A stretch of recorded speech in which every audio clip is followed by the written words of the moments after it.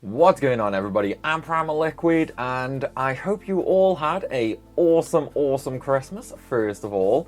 Unfortunately, though, Christmas is over now, and that means it's time for some bad news. I know, we're literally 2 days after Christmas, and it's already time for the bad news. Some of you have probably already seen, some of you might not have seen, but unfortunately, Final Fantasy XVI has been delayed. I know some expected it, some didn't expect it, but it is what it is. This news actually comes direct from the horse's mouth themselves. It comes from the official Final Fantasy XVI Twitter page, also the official Final Fantasy XVI website. The leader and producer, Yoshi P, has basically made a public statement explaining that the game has been delayed, why it's been delayed, and when we can expect the next bit of information for it. So without further ado, let's just jump over to the actual announcement and then we can actually go through it together. So let's do that. Also, just a quick question for you guys. I'm actually using a new microphone for this video. Let me know how the audio quality is compared to previous videos. So, as you can see right here, we are on the official Final Fantasy XVI Twitter page. The reason being, it's just easier to get the statements up on here rather than the website. And here it is, 9 hours ago. A message from the producer.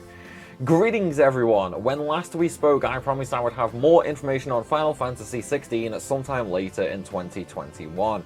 However, I regret to inform you that I will be unable to keep that promise, as complications stemming from the ongoing COVID-19 pandemic have delayed the game's development by almost half a year. As the latest addition to the Final Fantasy series being developed for the PlayStation 5, Final Fantasy XVI has amassed a sizable team, composed of talented creators from around the world.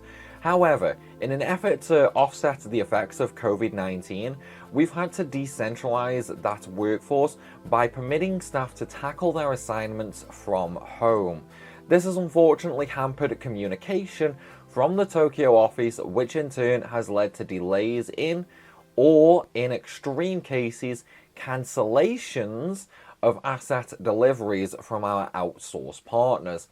That said, we have spent much of 2021 addressing this issue and hope to see its impact to a minimum by the new year, allowing us to better focus on the tasks at hand, increasing graphic resource quality, refining combat mechanics, fleshing out individual battles, putting the finishing touches on cutscenes, and conducting overall graphical optimization. Our primary goal now is to be as hands-on with the game as possible in order to see it fully polished. So that leaves us with the question, when can we expect the next round of information? While I am happy to announce the current plan is to conduct our next big reveal in spring of 2022, as we seek to build excitement leading up to the game's eventual release. I deeply apologise to all those who have been looking forward to learning more about Final Fantasy XVI, and thank you for your continued patience while we focus our combined efforts on development. Final Fantasy XVI producer, Naoki Yoshida. Now, there's quite a few things that we can actually take from this information. Firstly, COVID-19. It's impacting basically everything, you know, especially with the new Omicron variant. That itself is, I mean, it's basically crippling the UK at the moment. Not sure about other countries around the world, but I know it is spreading to them. So again, you know, it could be problems related to that. But the big one is the working from home. Now, you guys have to remember, game development, so things like 3D modeling and all things like that, they require really powerful PCs, and the assets they use are so large that they pretty much require storage servers to maintain those files so that they can just be pulled off of whenever they're needed. Because in terms of actual game development, like what we get as the finished product is eventually tuned down. The assets they're working with when creating the game are much higher quality and much larger in size than we get in the finished product. So again, like having to work from home actually imposes quite a few restrictions. Firstly, is their machine as powerful at home as it is at work? Because chances are they are not allowed to take their work machines home with them. Chances are, no. In terms of like 3D modeling and things like that, machines that they use are honestly probably going to be priced between £5,000 to £10,000 each. And that's in the case of like 3D modelers, asset creators, and things like that. Especially those who are actually animating the cutscenes and whatnot. So straight off the bat, that's going to slow production down quite a lot. Once you throw into that, they're working from home, so they don't have super fast connections to servers, asset files, and things like that. They have to rely on their home internet speed, which, you know, I mean, it's going to be a lot slower than they have at the office. At the office, they probably got gigabit fiber, you know. At home, some staff might only have 10, 20 megabytes. That's a pretty big difference, especially when you're trying to download huge amounts of assets to continue work. Let's put it this way. How long does it take you to download a finished game? That's, what, 70, 80 gig? Some people can have that done in a couple hours. Some people have to download that over a day or even longer. Now, imagine that when working on a game like this, you know, they're going to be working with assets of much, much larger file sizes, and they're going to be needing a lot more of these assets. So again, there's another huge, huge delay when working from home. But then you've also got here hampered communication from the Tokyo offices. Now, obviously, this little bit right here basically says that Square are working with, you know, third parties in terms of asset creation and things like that. And from the sounds of this, they're not only located in Japan. Chances are they're from around the world, you know, America, France, the UK. They're going to be from all over the world. So you've got to look at it in terms of coverage restrictions in their home countries. What about the companies themselves? You know, if they're only small companies, there's a good chance that the company could end up being shut for an extended period of time due to COVID infections, which I imagine is the case for this bit right here, or in extreme cases, cancellations of asset deliveries. Chances are this is basically people coming down with COVID, not being able to work, which leaves, you know, resources out in the air unfinished, which means they're undeliverable for a while. Which, yes, is going to add a big delay onto things. Now, we have had some good news, though. There is actually some good news in this. I know you might be questioning it, given, you know, what we're actually seeing here. But no, there is actually some good news. So, firstly, in 2022, they are going to be putting their focus on essentially the finishing touches of the game. You know, fleshing out battles, finishing touches on cutscenes, graphical optimization. This all happens basically at the end of development. Not the very end of development, but pretty close to it, you know? So I would say if they're actually working on the finishing touches, the optimization and things like that now, the game is probably actually already about 70 to 80% complete.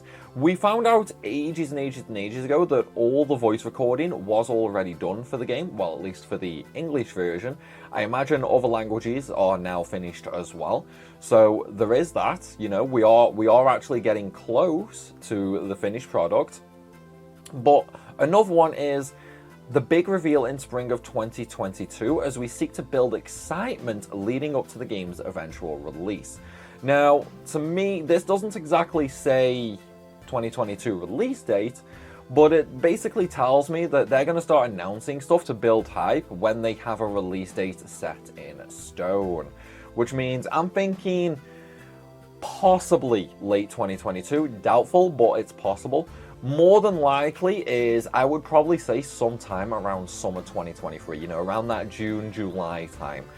Because it's typically the holiday season, you know, kids are off from school and all things like that. So it's one of the better times to release a game. And we know Square themselves love releasing things around that June, July window. But there is actually a little bit more information we can actually talk about as well. Firstly, a lot of people are already complaining about the delay. However, I don't think people need to worry about this. And the reason for that is, well, there's actually a few reasons. So firstly, let's talk about Cyberpunk. Cyberpunk was delayed because it was just broken, you know, and people complained. Everybody complained about Cyberpunk being delayed. So what happened? The game was released and they said they would fix it via patches so people could at least play the game. And the resulting fallout of that is people complained. So no matter what happened with Cyberpunk, you know, they were damned if they did, they were damned if they didn't. Obviously, different company, but the principle is the same. Personally, I'm glad they've delayed it because it gives them that time to add the final touches. And not only that, we also know from experience, especially a very recent experience, that Naoki Yoshida, when he delays something, there's a good reason for it. Just look at the recently released Final Fantasy XIV expansion Endwalker. That was originally set for release in June this year. It got delayed.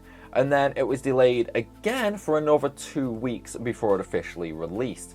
Now, Yoshida did not want to delay either of these times.